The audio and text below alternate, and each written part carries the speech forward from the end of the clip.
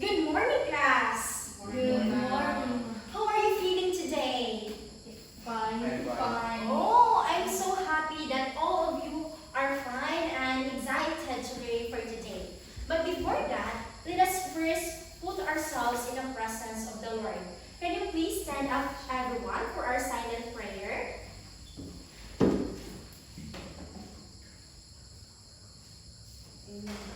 Amen. Now, before you settle down, check your area. Pick up any trashes under your chair. You may now be seated. Now let me check your attendance first. Say present where your name is called. Bayawa Lachlan Joy. Present. Bayawa Charles John. Present, ma'am. Bayawa Priscilla. Present, ma'am. Wow, I'm so happy that everyone is here and ready to learn. And now, before we proceed to our next lesson, let us be reminded in our classroom rules. Can you please read, everyone? Think before speaking. Observe respectfully. Never interrupt. Engage actively. Okay, I hope everyone will follow these rules so that our class will be fun, active, and engaging. And now, before we learn something new today, let us remember our previous lesson. To check if you still remember our lesson previously, we have an activity called Diction decision. Okay, in this activity, I will flash digital cue cards on the screen based on the statement diction. And then what you are going to do is you have to thumbs up and says check if the statement is true. And you are going to thumbs down and says wrong if the statement is false. Is the instruction clear to you, class? Yes, ma'am. In the first statement, can you please read, everyone? Diction means the author's choice of words. Is it check or wrong? Check. Hey, true. Is it? Yes, correct. For the next statement, please read, everyone. All words carry the same effect, so diction doesn't matter. Is it check or wrong? Wrong. Okay, let's see if these are correct. Okay, correct. Okay, let's proceed to our next statement. Can you please read? Formal diction uses polite and proper words. Is it check or wrong? Check. Okay, let's find out. Yes, your answer is correct. Let's proceed to our next statement. Informal diction is used in casual conversation. Is it check or wrong? Check. Yes, that's right. Your answer is correct. Let's proceed to the next. Diction cannot affect tone or mood. Is it check or wrong? Wrong. Let's find out. Okay, your answer are correct. So let's clap our hands. It means that you still remember our last lesson about diction. Since we are talking about emotions, we will proceed to our next activity. But before we proceed, have you remember the movie about Inside Out? Yes. Are you familiar with the characters in there? Yes. Okay, since you all know, we will use those characters into our next activity. So our next activity is called Emotion Rush. So all you have to do is to identify the characters if what are those emotions that they have been shown. So the first picture is, so this character is Joy. So Joy is showing what emotions? Happiness. Happy, very good. Joy is showing happiness. Next picture. It is anger. So what emotions does anger shows? Angry, very good. That's right. Next picture. It's Anxiety. fear. So this picture shows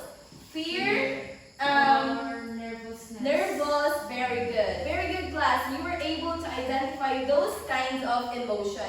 So we will proceed to our guide questions. Okay, class, since you were able to identify those emotions, how did you know if those characters are happy, sad, or angry?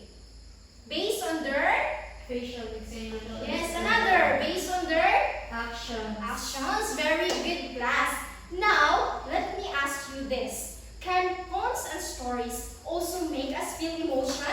Yes. Yes. In what way? Based on The words and how they convey their message. yes, very good. Literary text can also make us feel emotion based on different texts. Okay, class. And that is what we are going to discover today. And today we are going to discover a lesson, and it's literary text called. Can you please read, everyone? Analyzing tone and mood in horizontally to labor. Okay, in this lesson, we are going to tackle about the author's attitude and the feelings or emotion we feel as a reader. But before that, let us know our destination for today. Because when we are going to travel, we have to know where we are going. Same as in learning, we are going to know what we are expected to learn. Can you please read our learning objectives for today? At the end of the lesson, At the end of the lesson, students are expected to identify the tone and mood expressed in selected stanzas from hymn to labor.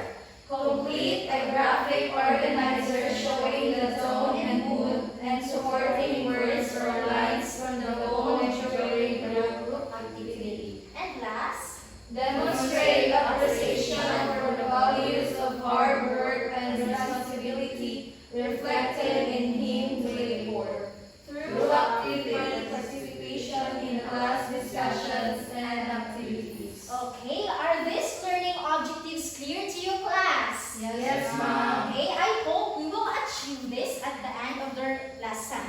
And now, to help us understand our lessons better, we have another activity called Picture Connections. Okay, class, in this activity, I will show you several pictures here.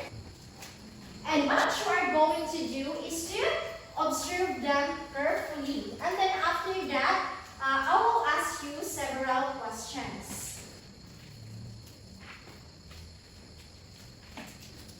Okay, please observe these pictures carefully.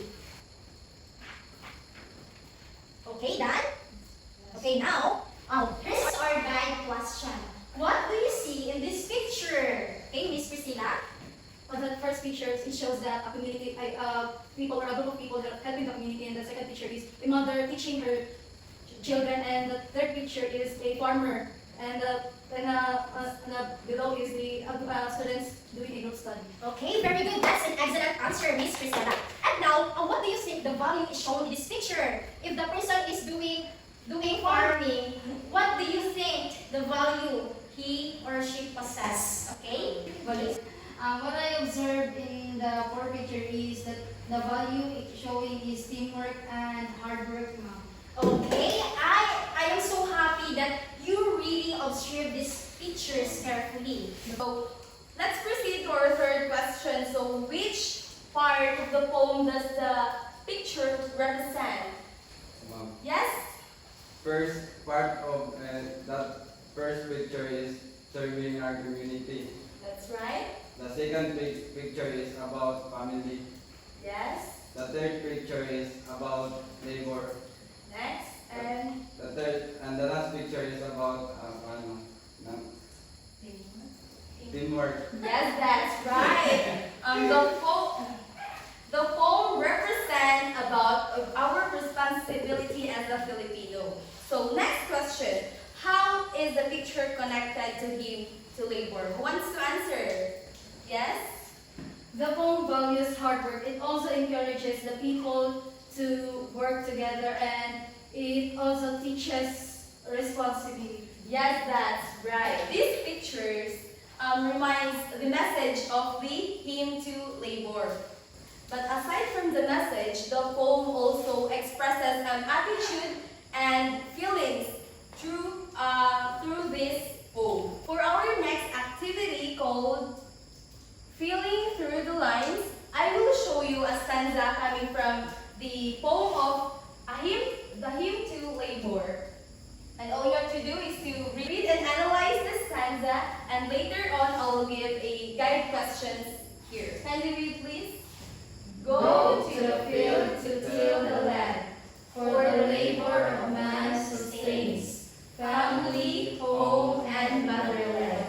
So now let's proceed to our guide question. So the first question is, what attitude does Rizal show towards labor? Yes? So for me, the attitude of Rizal shown toward labor is you respect and admire the hard work of labor of our Filipinos. Yes, that's right.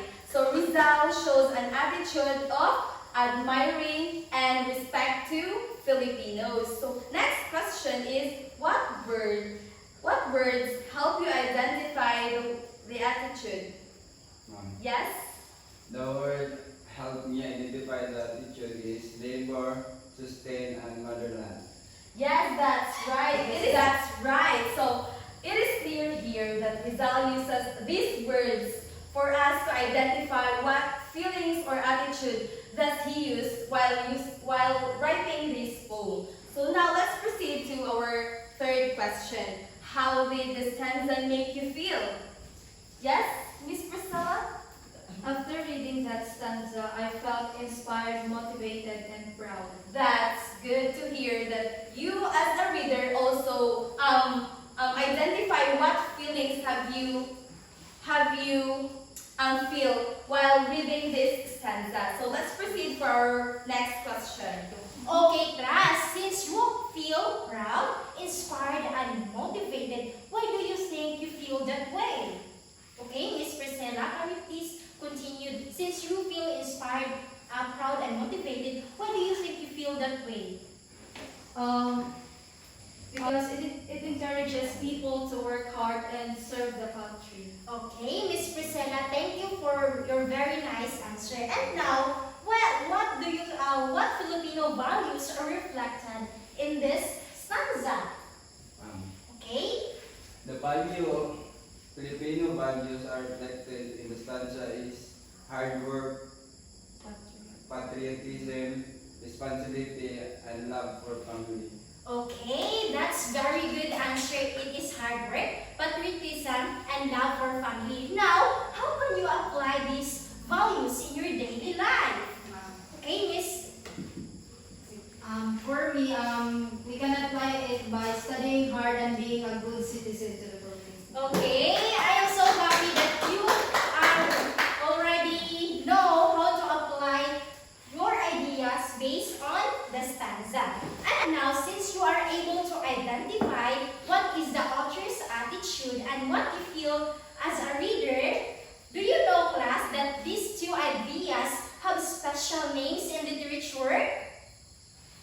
No? Since you don't know already, let's discover that in our next activity called, can you please read, everyone? Tone and mood walk through. Okay, today we are going to walk through the poem and discover two important literary elements. Are you ready, class? Yes, ma'am. Okay, that's wonderful to hear. To talk about the literary elements called Tone and mood. Okay, can you please read the meaning of the tone? the speaker's attitude or feelings toward the subject. Okay, what do you mean by this meaning? What do you mean? And what do you understand? Is it the speaker or the author feeling or the reader feeling? It's the speaker's feelings. Okay, very good. That is the speaker feeling towards the subject. Okay, class, ang tone, mali siya ang feeling sa author kung kasi gusto niya ipaabot sa mga reader or ang magbabasa.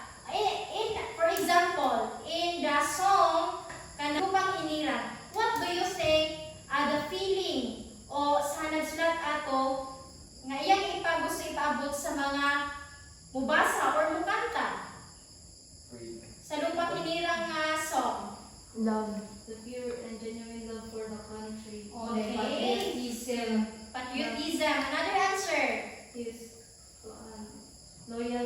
our country. Okay, very good. That is what the authors are feeling to while writing those songs, especially sa Lupang Hinirang. How about in the poem Hymn to Labor? Since you already know about the poem Hymn to Labor, what do you think the author's feeling while writing the poem?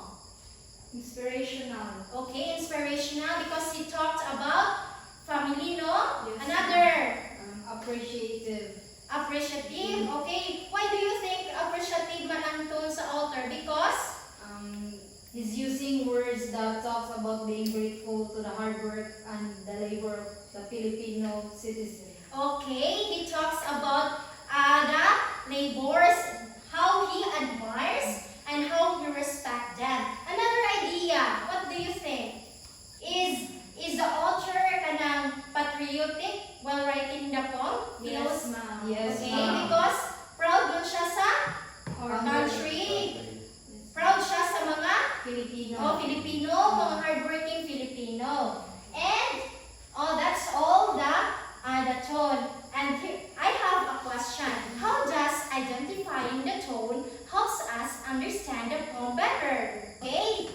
So for me, the tone help us understand what's the speaker or the author trying to convey. What message, what emotion should we feel in reading that? Okay, class, your answer is correct. It is through understanding the poem, we will also understand what the author's ideas and attitude trying to convey. And now let's proceed to the next literary element. Okay, now let's talk about the mood. So, can you please read everyone? The feelings or emotions the reader experiences while reading the poem. So, whose feelings are we talking about here in the mood? The The feelings of the readers. It's all about the readers. So, since this is the feelings of the author, now we will be talking about the reader's feelings. So, in this table, why the mood here has inspired feelings? Because that's the reader's feeling after reading the poem. Poem, okay. So here in our poem, the poem of Hymn to Labor, it is inspiring. It is because the writer put inspiring lines for the readers to understand and also be inspired with his written. So Okay. as a reader, why do you think proud is considered here? Ma'am. Yes? So for me, proud is considered there because in the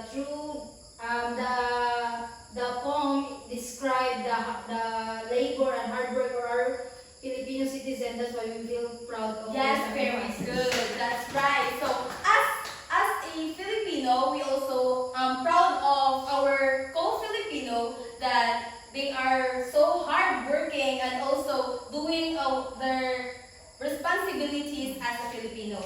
In the Hymn to Labor, readers also will experience motivated. It is because, why do you think the readers will felt motivated while reading the Hymn to Labor? Yes? Because the speaker's attitudes wants to express his or her hope so that the reader will feel motivated while reading that poem. Yes, that's right. After reading the poem, do you felt optimistic? Yes. Yes. Yes. So you felt positive reading the poem. It is because the writer put inspiring and very positive words for the Filipino workers. So again, so why mood is important in poetry? Why do you think mood is very important in poetry? It is because mood is the Feelings or the feelings and emotions of the readers. So, as readers, we have different kinds of perspective when we read the poem. So, mood is very important for us to identify what feelings have we attained while reading the poem. So, how does the tone and mood help us understand the poem? Ma'am. Yes? Tone and mode is very helpful because sometimes authors use words that are not we don't have it in our vocabulary, but through the cantonal mode, we can identify na, the author wants us to be inspired, to be proud, to be motivated and optimistic. That's all. Yes, that's right. And so, tone and mood is very important for us to understand the perspective and the message that the authors wants to for us to know. So, and also the mood also important for us readers to understand what really the authors want to portray. So now, what do you think is the difference between the tone and the mood? Yes? The difference between the tone and the mood is, the tone is the speaker's attitude or feelings toward the subject or the message he wants or she wants to deliver to the reader. And the mood is the feelings or emotions the reader experiences while reading the poem. Or it is the feeling after reading a poem. Yes, that's right. So again, the tone is the speaker's attitude or feelings toward the subject. And the mood is the feelings or the emotions that the reader experiences after reading the poem. So since you already know the differences between the tone and the mood and the importance of tone and the mood, so we will apply your knowledge and understanding for our next activity called Tone and Mood Quest. So for the group 1, this will be your task, your assigned task. Can you read please? Identify words and phrases from the poem that reveal the speaker's attitude. Your task is to have a reflection. So this will be your reflection guide. What? Okay, what? What do you go? What attitude does yourself express towards the board? What? Number 2? What words reveal this attitude? So this will be your rubrics for the group 1. Please be guided with your rubrics. For the group 2, this will be your assigned task. Can you read please? Identify the feelings created by the poem and write them in a web organizer. This will be your reflection guide. How? How does the poem make you feel? Which words help create those feelings? So for the group 2, this will be your rubrics.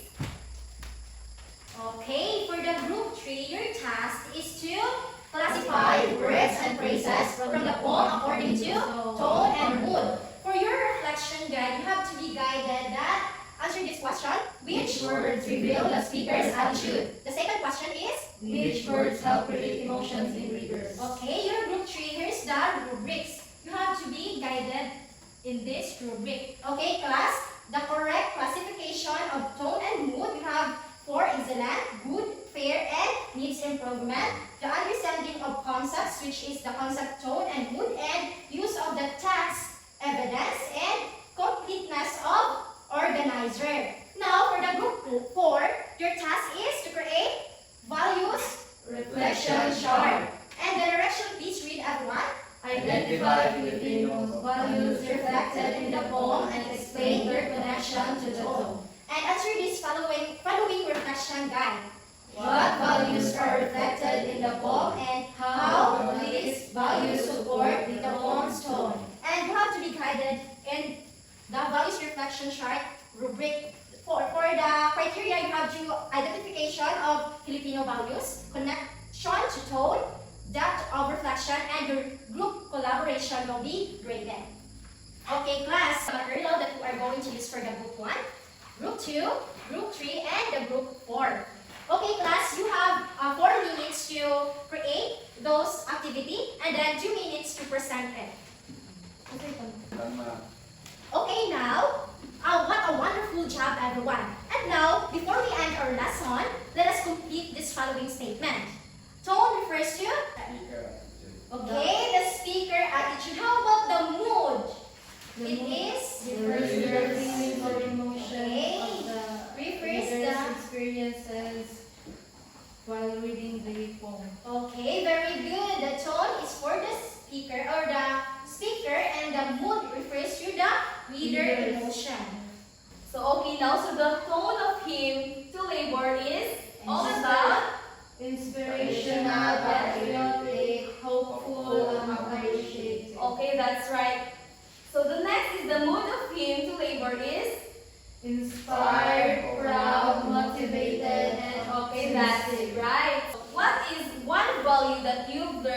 from the poem?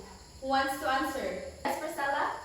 The one value I learned from the poem is hard work. Yes, hard work, it could be. Next. Patriotism. Yes, patriotism. It is also included in the poem. Next. For me, it's responsibility. Yes, responsibility as a citizen here in our country. Remember, poets' words are not just to express, but also they use poem for us to understand their feelings towards our country and what feelings they want to express through their words and their poem that they write. So, by understanding the tone and mood, we can identify and understand and also appreciate the feelings and emotions that the poets wrote in their poem.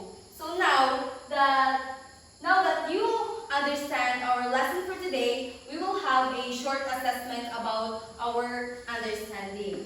So now let us see how much you've learned from our lesson. I have here the QR code, and all you have to do is to scan it through your phone and you will be linked to the Google form. And once you are in the Google form, you will see these questions. Again, all you have to do is to click your answers. After answering these questions, you will pass it and then you will see if you've got a perfect score here. So if you don't have phone or connection to our internet, I have here our test papers. Are you done, everyone? Yes, Yes, ma'am. ma'am. Okay, let me collect your test papers. Okay, wow, everyone got a passing score, so let us clap our hands. So class, since we are all done to our lesson, let's check our learning objectives if we achieved this all. Everyone, did you identify the tone and mood expressed in selected stanzas from Hymn to Labor? Yes, ma'am. Okay. Did you complete a graphic organizer showing tone and mood and supporting words relying from the poem during the group activity? Yes, ma'am. Okay. Did you demonstrate appreciation for the values of hard work and responsibility reflected in Hymn to Labor? Yes, Yes, ma'am. Yes, I am so happy that you achieved our learning objectives today. Okay, class, for your assignment, on a 1/2 crosswise paper, you are going to write a short journal, which is 5 to 7 sentences, about the poem Hymn to Labor, inspire you as a student. And then in your writing, you are going to explain how the poem teaches you the value of hard work, love for country, and love for the family. And then make sure that your sentences are clear, connected, and show your own understanding about and ideas about the poem. Is the instruction clear to you, class? Yes, ma'am. Okay, the rubrics I will send into our GC. Is it clear? Yes, ma'am. And that's all for today, class. Thank you for your cooperation. God bless everyone. Yay.